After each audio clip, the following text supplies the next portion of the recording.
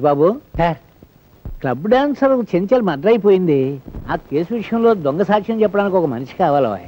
అదేమిటి సార్, మీ ఇంట్లోనే అన్ని రకాల మాయలు తెలిసిన మాయగాడు ఉన్నాడని మీరే అన్నారు కదా, వాడికి 4 డబ్బులు కొట్టించేస్తే చెప్తా.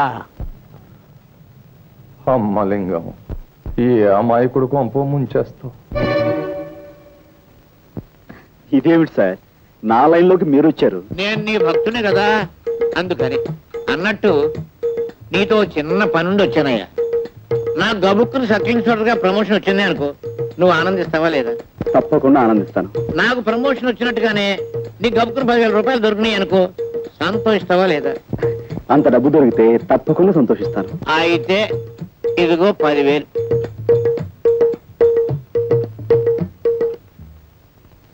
సరే సార్. అదే వద్దన్నాను. పెద్ద పని ఏం కాదు, చిన్న పని.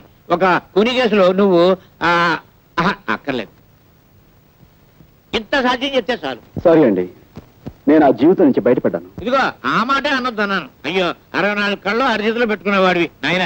బాబు, ఇదిగో నాయన, నా బాబు కాదు, బాబుగా.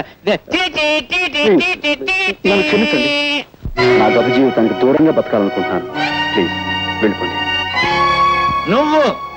నువ్వు డబ్బు తిరస్కరిస్తున్నావు. ఒక చిన్న అబద్ధానికి 10,000 రూపాయలు ఇస్తున్నాను, అందులో సవరించడం చేత్తో ఇస్తున్నాడు.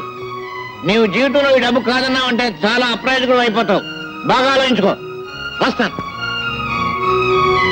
నేను గుమ్మం దాటి వెళ్ళానంటే మళ్ళీ తిరిగి రాను. ఏమంటావు? మిమ్మల్ని గుమ్మం దాటి వెళ్ళిపోమంటాను. 30 రూపాయలు కొడుగా. ఎంత? 30 రూపాయలు శీఘ్రం కొడుగా.